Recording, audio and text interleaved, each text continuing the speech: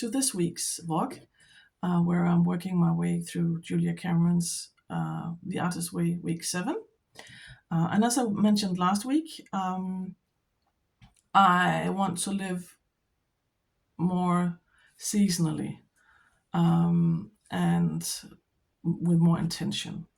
And the part about living seasonally has made me thinking, because right now as I'm filming this, it's in the middle of August. It's hot and humid, but I also know that in less than a month, autumn will come. And so I've been working on cutting a bunch of squares and working on a quilt. And these fabrics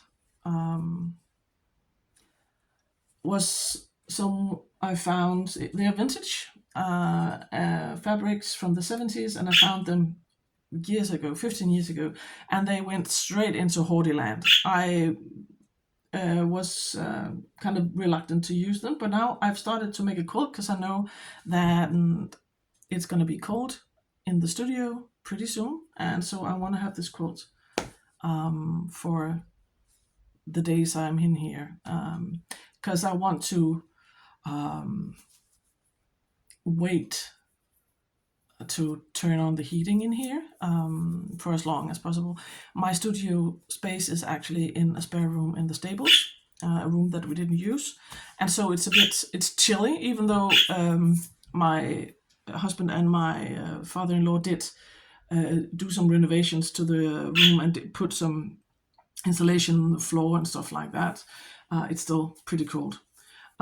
So welcome to week 7, where I'm continuing my journey, and let's see where it leads me.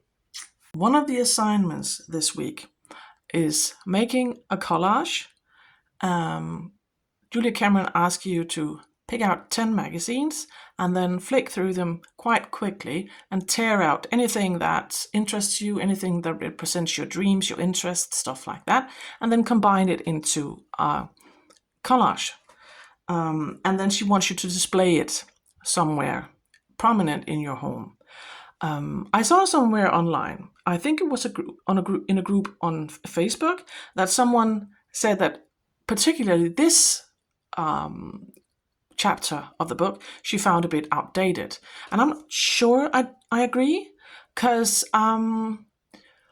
there is something more meditative to me with actually sitting with pieces of paper and working with that than doing digital collages.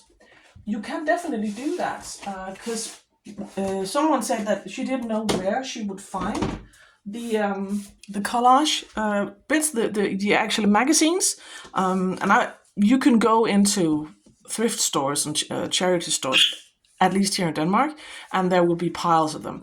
But if you're not into actually making collages and cutting out stuff from magazines, then maybe you can do it digitally. These are some collages I made in an app on my phone called Shuffle. So you could do something like that if you're not into the more analog version. But I've cut out some stuff. I've divided it into piles. These are like nature themed photos. These are more artsy. This is actually a piece of a printable by Bonn, and these are from an art magazine. These are kind of all meant to be like fillers and background papers. There are book pages, printables, painted papers, and then this row of books to represent my love of reading. And then I have some focal points. I have this little, Courtney Diaz made this one. She calls them oddballs, and I like this typewriter girl because she kind of represents my passion for writing, and the fact that I want to complete a book. Then I have this cut out to represent my desire to live with more intention and in a slower pace. I have this one is actually also that was just a nature photo I really liked. And this with the butterfly kind of represents transformation to me. And then I found this title from a magazine. In Danish it says, Jeg tegnede mig tilbage til livet. And that means I drew my way back to life. And I kind of like that. So I'm going to cover this bad boy. It's just one of those traveler's notebook inserts. And I'm going to be back and show you the final result. So this is how my collage ended.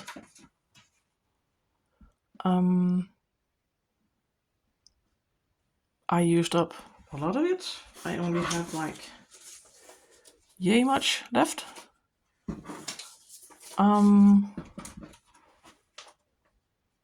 So I stamped out the word gratitude with these tiny stamps that I have, and I did use stickers also. But I'm quite happy with this collage, and I like the fact that I'm gonna look at it every day. So I'm probably gonna cover it with some kind of vinyl protection or something, or some clear packaging tape or something to protect the cover. But I like this assignment. I don't think it's outdated. There is something there's something more meditative to me when I work with papers and cut out stuff and rip out pieces of paper from magazines. And I found this sticker that I had that said "Dream Big" to kind of remind me of my list of dreams that I wrote a couple of weeks back. So yeah, like this assignment. I am not the first one to come up with this idea. I've seen plenty of others use prompt cards and stuff like that to get them going and get them kind of playing in their art journal. And so I've made 3 categories of prompt cards: color, techniques, and themes or subjects. And so I thought it would be fun to show you what I come up with. I'm not going to show you an entire process in this one.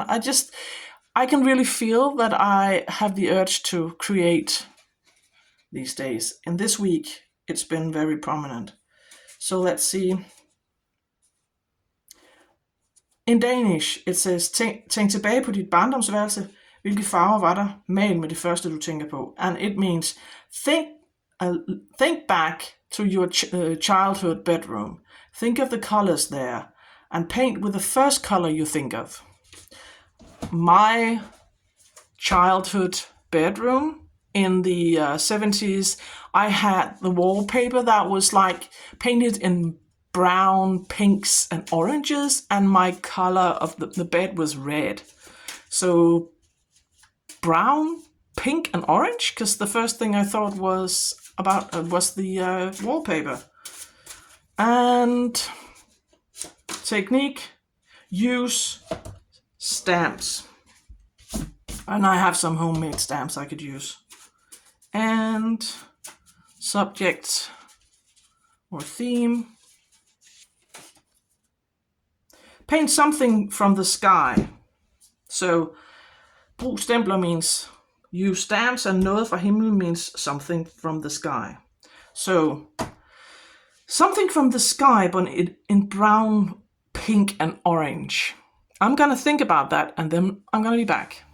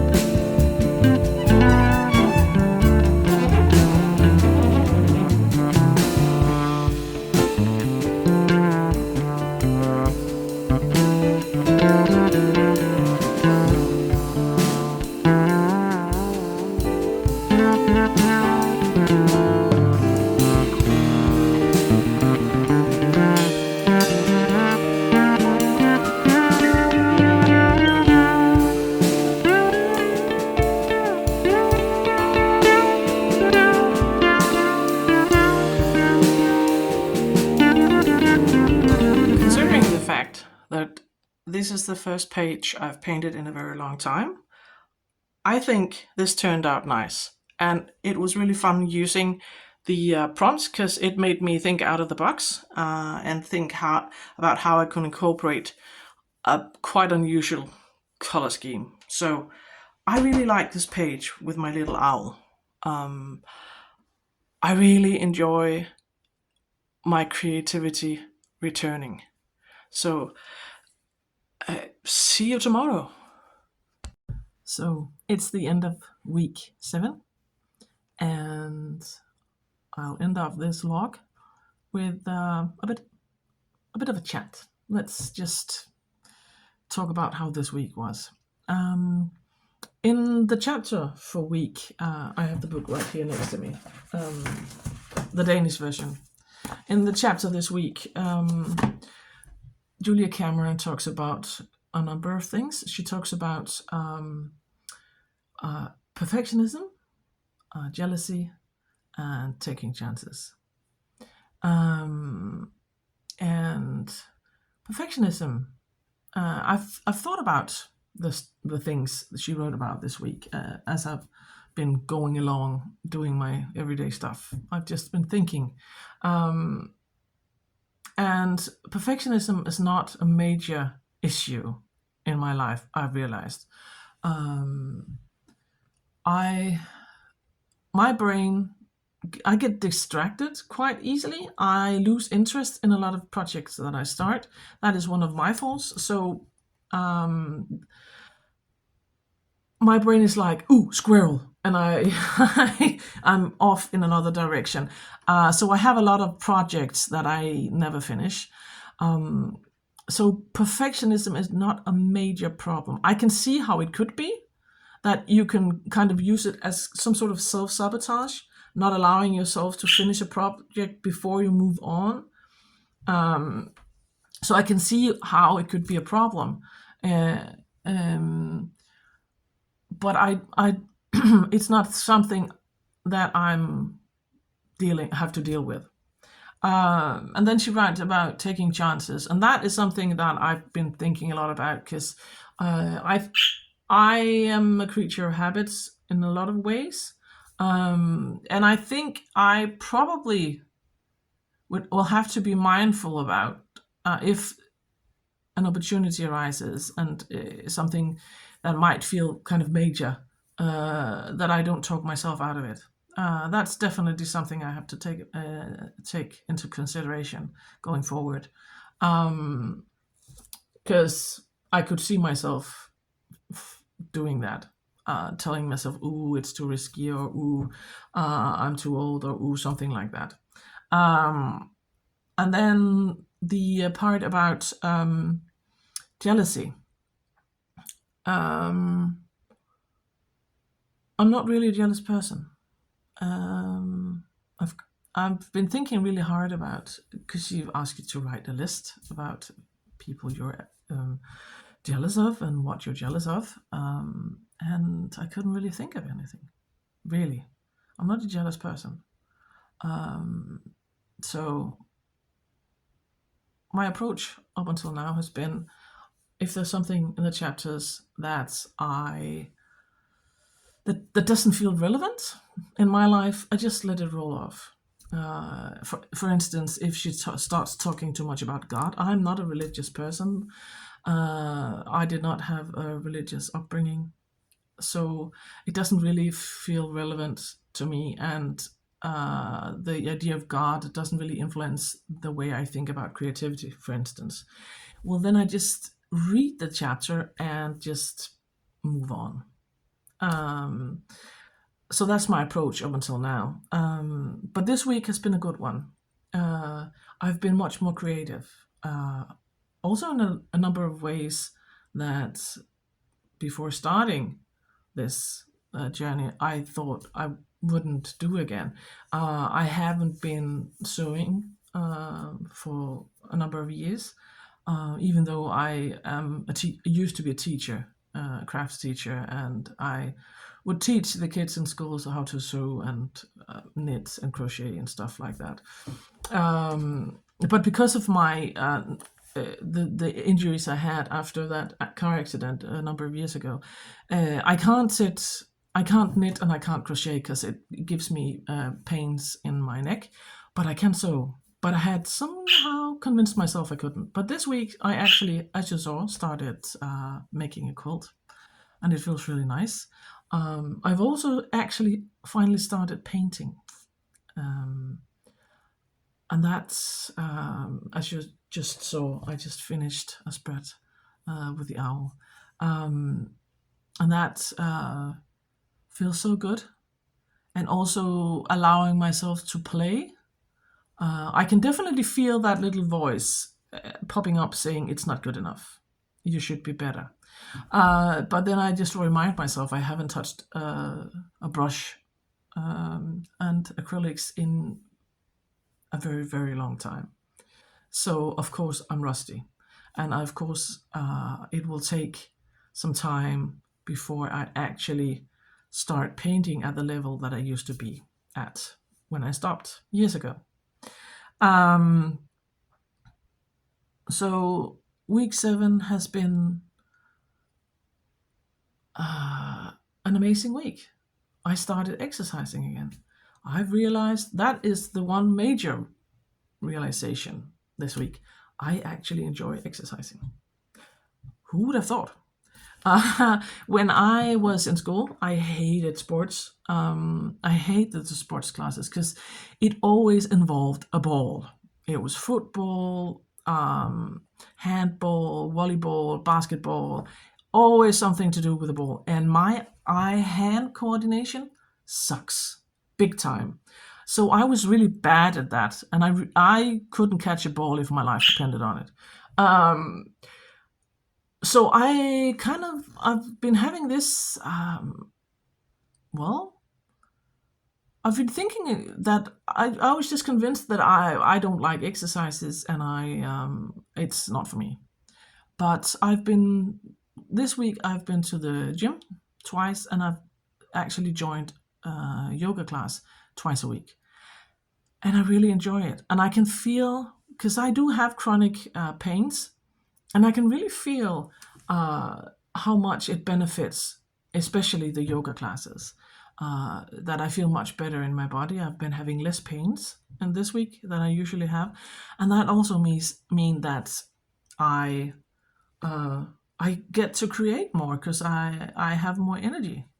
So that is one major change this week, and the beginning of my step of the steps I need to take to make the major overhaul of my life is actually starting treating my body with respect. So this week has been a good one, and I just want to end off this vlog by saying thank you to my new subscribers. I am so grateful that you're here, and the fact that people out there want to watch my videos is kind of mind-blowing to me. I'm really, really grateful. And I will see you next week in week 8. And I'm eager to see what that entails. So see you next week. Bye.